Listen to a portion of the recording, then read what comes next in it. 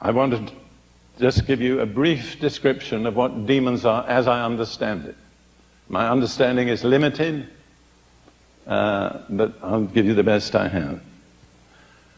I think the best thing to say is that they are persons without bodies. Demons have real personality. They have distinctive personalities. One demon is not exactly like another. I remember something so vivid. I was dealing with a man. His wife had come to me and said, "Brother Prince, my husband needs deliverance." And I made a mistake. I prayed for him on the basis of what his wife asked, you see. I never have done that again. If he needs deliverance, let him tell me he needs deliverance. When I started to pray for the man, and he started to get violent. And his wife drew me aside and said, "Brother Prince, at home he throws chairs at me." So I said, "Well, why didn't you tell me that before we started?" Anyhow, the demons were speaking out of the man, and one of them said, "I'm unclean." And I thought, now, I don't want to embarrass the man in front of his wife. I could think of all sorts of unclean things that might be the problem. But I said, you spirit of unclean thoughts, come out of the man." He said, "That's not my name."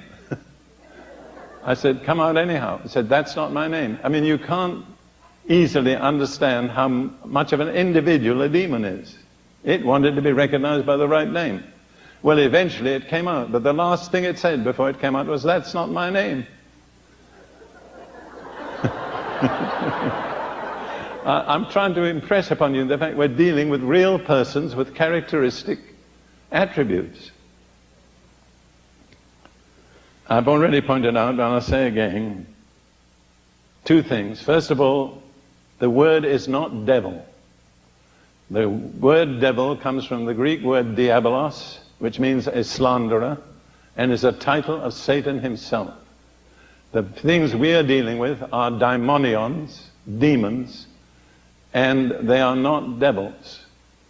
They are another kind of being. Where do they come from? Well, I don't believe anybody has an absolutely authoritative answer. In my thinking, the most probable explanation is they are disembodied spirits of a pre-Adamic race that perished under the judgment of God between Genesis 1:1 and Genesis 1:2.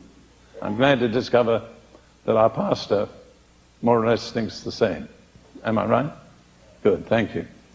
That's encouraging. I mean, we may be wrong, but that's the best that I can come up with. But the most distinctive fact about demons is they desperately crave to occupy a body.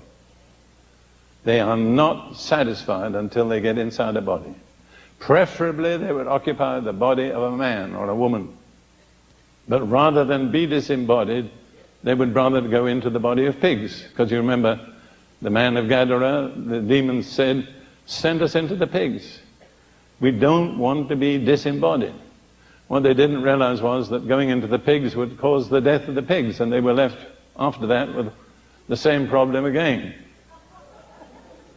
But what I'm trying to deal with is you're dealing with a person who hasn't got a body and desperately craves to be in a body because, as I believe, only through a body can they exercise their ungodly lusts. If it's a demon of alcohol, it has to have a human throat through which to consume. If it's a demon of sexual immorality, it has to have sexual organs through which it can operate. If it's a demon of hatred, it has to have emotions that it can play upon to work through.